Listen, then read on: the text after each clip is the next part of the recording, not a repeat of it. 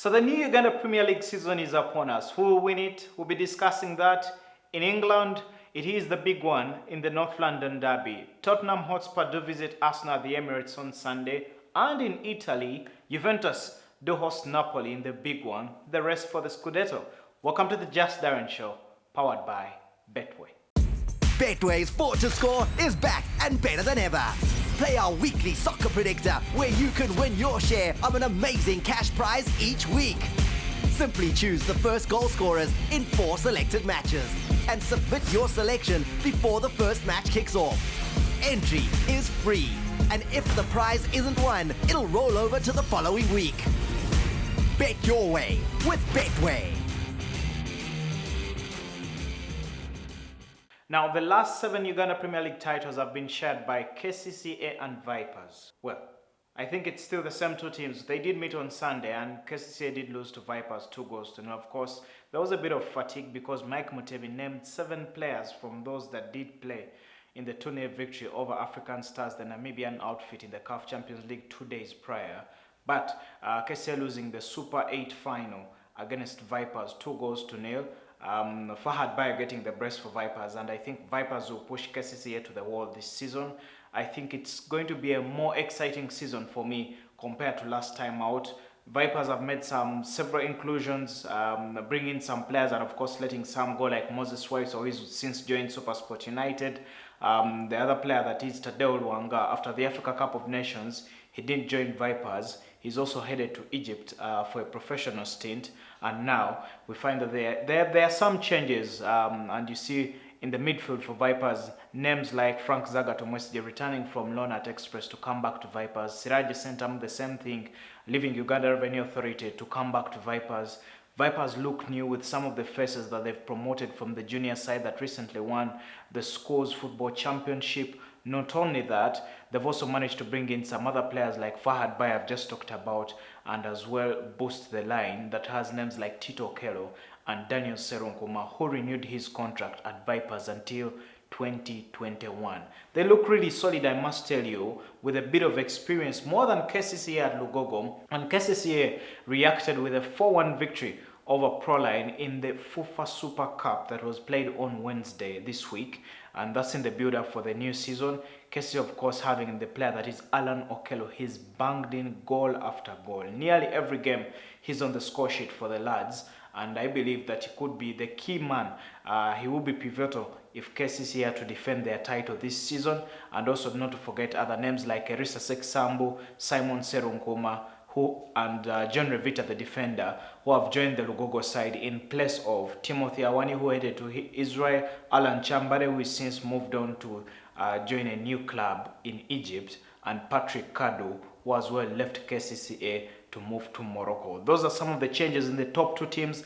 I think the title conversation will be between the teams, these teams I've just talked about. I actually think that KCCA will get off the mark, even if Wakiso Giants, their opponents on Saturday, seem to be a hard nut to crack. Wakiso themselves have signed close to 10 players who are experienced, hoping that they can stay afloat in the new season. It is their debut in the top flight stage. They did lose out to KCCA in the Super Cup, and 2-0, but you think that they could challenge at least Joseph for the top 8 positions, especially with the way their squad looks like. It's got some experience. They've managed to pick up on names like Crisesto Muntambi, Vianney Sekajogo from Munduparaka, not to forget Geoffrey Serunkuma, who is since returned from Zambia to join them, and of course having some huge amount of experience picking players from both KCCA and Vipers, names like Mwada Maweje, who is joined from KCCA to join Wakiso Giants at this particular stage. Of course, there will be some questions to do with the technical bench. How much more can their coach, that is Abdallah Mobiru, offer going forward in this season? But that remains the huge question. Can Wakiso Giants challenge? Their big test comes up on Saturday. For Vipers, they do play earlier on Saturday in Wankurukuku when they take on Bright Stars, and that game sees Bright Stars. They will probably struggle as the season progresses, and of course do not they should have someone in the stature of Nelson Senkatuka to get them the goals. For me, I do think this season, if they are to challenge like the way they did in the first round last year, also you do think that Bright Stars should give Vipers a challenge. This is a game that Vipers never wins most of the time, and somehow it is either match day 1 or match day 2 when the two teams do meet. But I fancy Vipers to get off the mark. They'll be returning to Ankuloko, the venue where they won the Super 8 final at the weekend. But after Vipers and KCCA, who does follow there? I do think Uganda Revenue Authority, who begin the season against Maroons, the team for me that will push them. They've signed close to 10 players, and Sam Simbwa should at least push more than the 51 points that he got from 30 games. Vipers finished second on 59 last season, while KCCA finished on 66. He should try close that 8-point gap, with URA signing 10 new players, including Ibrahim Dada Juma, who's coming from Nyamtiobara that was relegated. Same for Ntege Anwar, the striker from Deja University, which was also relegated. And all these players have come together to bolster a unit that has names like Shafiq Kajimu and Said Kyeyune's experience. And you think URA should do something good this season and at least try and remind us of the yesteryears they had back in the early 2000s. Moving on, the other games that do include Ondu Parakaudu take on Police. Ondu Paraka will be at home at the Green Knight Stadium in Arua. We'll wrap it up with a big team that is Express, because they had the unique numbers last season, I must tell you, because out of the 30 games that Express played, they picked 40 points. How did that come up? They managed to win 10 games. They drew 10 games. They lost 10 games. They finished on 40 points. They scored 30 goals. They conceded 30 goals. Unique statistic, I must tell you. And here, this season, George Semogre, he's lost quite a number of players. Joseph and Badron Subuga leaving the side. Not to forget John Revita as well leaving the club. And now he's had to rebuild again. He's talked of his years back then in the early 90s when he joined Express as a 17-year-old. He hopes to bring in some fresh blood here for them to try and move forward. But of course, with the impetus from their sponsors, that is Betway, they should be able to at least better the 8th place that they did get last season. However, there is a lot of work to do for the squad in this particular season that is yet to start. They begin the season away at Njero, where they do visit the side that is Bull Bidiko on Friday. Big fixture, but you can find all these odds available on www.betway.ug. And already Express, I can tell you, they managed to bring in some new players like Shafiq Avema, who managed to finish as the top scorer in the Futsal League, plus a bunch of other players who've come in. There are so many changes across the different clubs ahead of the new season, the beginning this weekend. But you can find all the odds available on www.betway.ug, and good luck to all the teams. Jimmy really likes hard work. Really. It's how he gets better at what he does. It's how he learns. It's how he impresses people. And it's how he knows United are worth it this weekend at 3.2. Oh yes, Jimmy really likes hard work. Because hard work sometimes pays off. And not to forget that Uganda is scooping medals at the African Games, which will wrap up this weekend. We've already had a medal in athletics from Halima Nakai in the 800 meters. And also, we've had a medal from chess, the first ever for Uganda, from Harold Wanyama in the men's rapid individual category. And also, the boxers, the one who has made the headlines most, Isaac Masembe, in the men's featherweight. He went as far as the final earlier this week. But we'll leave that aside and discuss the English Premier League, because the players are under pressure. The coaches are close to the exit door at the different clubs, even if they've only played 3 matches so far in the English Premier League. We'll begin with Liverpool, of course. They are top of the table with 9 points. They are the only team that is yet to concede defeat and yet to drop a point so far this season. 9 points on board. That's after victories over Norwich, Arsenal, and of course Southampton, which was on match day number 2. Last weekend, Liverpool beat Arsenal 3-1, and they took the tally to 9. This weekend, they make a short trip to Burnley, who last played at their own home ground back on match day 1 with a 3-0 victory over the side that is Southampton. And Burnley are majorly relying on the player that is Ashley Barnes. They didn't win on match day 2, if you remember. They did lose to Arsenal 2-1. Now in this one, I actually fancy Liverpool to win, though they will still have to crack the hard nut of Sean Dyche's team. And in this one, the odd on www.betway.ug for Liverpool to win is at 1.33, and that for Burnley at 8.23. but I still think Liverpool will be able to match their odd 1.23 and win that particular encounter. The odd available on www.betway.ug. But we'll move now to the team that is in second place, that is Manchester City. 7 points on board after 3 games. Even if Bournemouth put up a fight, the goals from Sergio Aguero and Raheem Sterling were enough for Manchester City to pick the 3 points away from home. They now return home and they take on a team that is Brighton, and the bookmakers have gone for Man City to win this one. The odd for City as low as 1.08 on www.betway.ug. It could even dip as we approach Saturday this weekend, because that's when the encounter happens at the Etihad Stadium. But away from Manchester, it is Manchester United who visit Southampton. United do not have a penalty taker, but Paul Pogba missed one against Wolverhampton Wanderers last week on Monday, and at the weekend on Saturday, United couldn't beat Crystal Palace. Marcus Rashford hit the upright against Crystal Palace, and United still missed another penalty. United has had a penalty in every game they've played. They've only managed to convert one so far this season, which was by Rashford against Chelsea on match day number 1. If they get against Southampton, probably they could fly me in to take it. But well, I think United could still be favourites to react and get a result against Southampton away from home. Even if it may be a tough encounter, I must say, United still have the capability to pick the result and the victory in total, even if Southampton have poachers like Danny Ings at the front there as we do speak. Ole Gunnar Solskjaer is likely to make some changes up front, and of course, I still wonder why Jesse Lingard still starts games for United. Well, over the last 6 seasons, Lingard has only managed 10 assists. Adam Johnson, who is actually spending some time in prison, has had 11.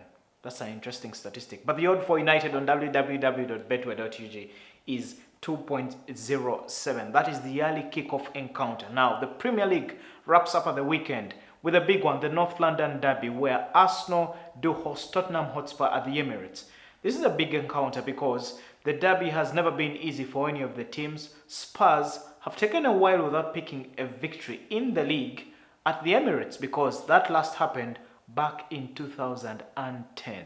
As we speak, Spurs last season actually managed to beat Arsenal at the Emirates, but this was in the Carabao Cup, or the English Football Cup. In the league, it's been pretty difficult. Last season, when Spurs visited Arsenal, it ended 4-2 in favour of the hosts, and when Arsenal visited the Wembley, it ended 1-1. So it means that Spurs, who lost last weekend to Newcastle 1-0, they've struggled to break down teams this season, I must tell you. They went 1-0 down against Aston Villa until Mauricio Pochettino introduced Christian Eriksen. Is when Spurs got the ideas to go forward and then were able to win 3-1. On match day 2, Spurs still struggled against City in some areas, even if they played out a 2-2 draw. Remember, Spurs was saved by the video assistant referee technology. Otherwise, City could have won that one 3-2. And then last weekend still, they just couldn't get the equalizer against Newcastle, even in moments where video assistant referee technology couldn't help them win a penalty. Now, they do travel away, and of course expect some changes in that midfield. If Tanguy Ndombele passes the lead fitness test, he should be in that starting 11 for Arsenal. Harry Winks as well, and not to forget Christian Eriksen. Well, please, Mauricio Pochettino, if you can't hear me or if you can't watch this, please start Christian Eriksen, because you need him. You need him to start in that role to give Harry Kane and Son Heung-min the ball as often as possible, and probably in that area, Spurs will be able to hurt Arsenal. And I tell you here, if Spurs do not start Christian Eriksen, it is a sure win for Arsenal. But if he starts, I actually feel it could end in a draw, because Arsenal still has some questions to answer in the defensive aspect. Even if they signed David Luiz, he was at fault against Liverpool for 2 of the goals that they did concede. And of course, in the midfield role there, the area where Dani Ceballos plays, when the Arsenal players move, who does protect them when they lose possession? Those are some of the things that Spurs could test them on Sunday. The fixture comes up at Wembley, at the Emirates. You can bet on this one on www.betway.ug. The odd for Arsenal to win is 2.35, and that for Spurs at 2.88. Well, for a draw, which I actually think is going to be the outcome of the result, both teams will score, but I actually think it could be a draw, with that ending at 3.60. You can bet on all the Premier League games this weekend on www.betway.ug.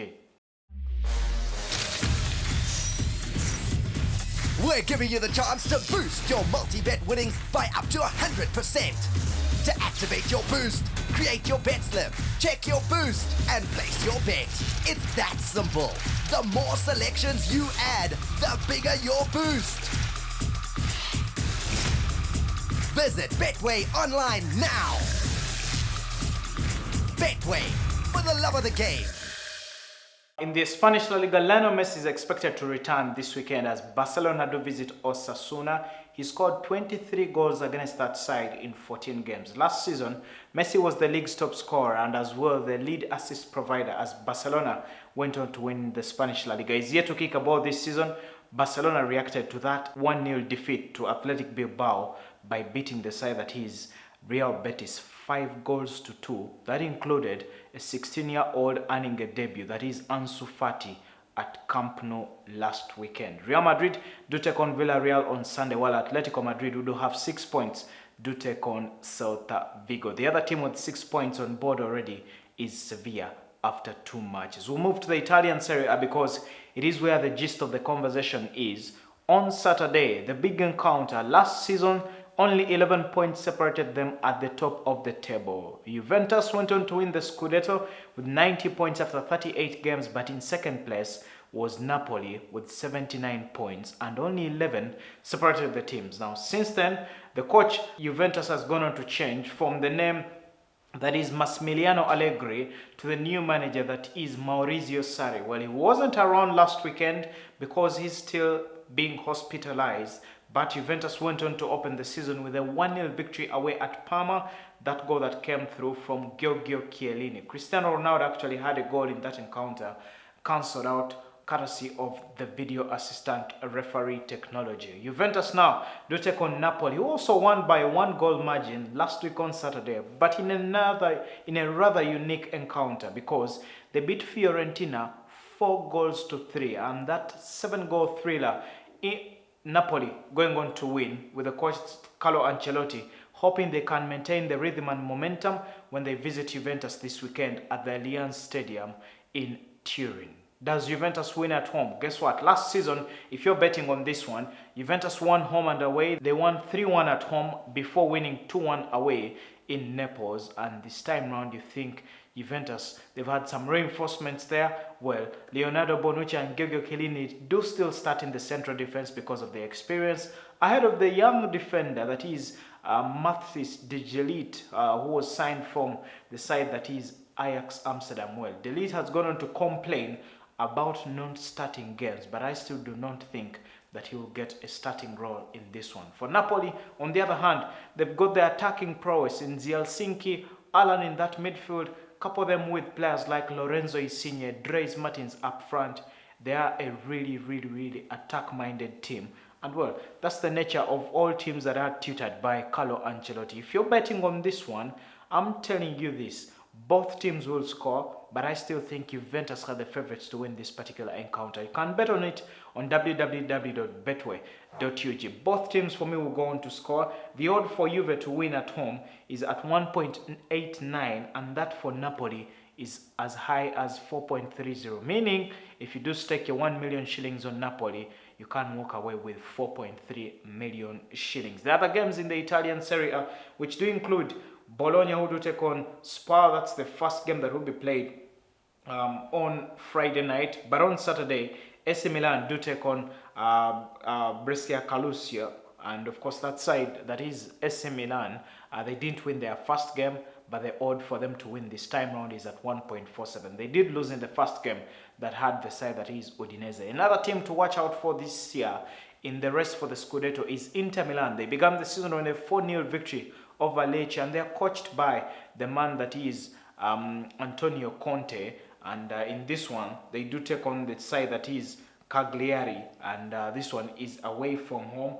I think Inter will win with their odd at 1.66. And of course, they've got the big man that is Romelu Lukaku, and guess what? He looks good again in blue. Remember, Lukaku was at Chelsea in blue, and then before joining United, he was also in blue at Everton. Well, you can bet on all these matches in the Spanish La Liga, in the German Bundesliga.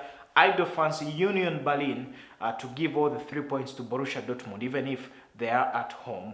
And of course, in the French League A, Olympique Lyon to get back to winning ways when they do host the side that is Girondins Bordeaux. And then PSG do open the weekend in the French League A away at Metz. You can bet on all these matches on www.betway.ug. Not to forget that next week we'll discuss the US Open Tennis Championship that is going on.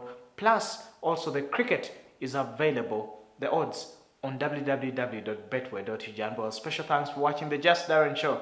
Do not forget, but only remember, it's just Darren.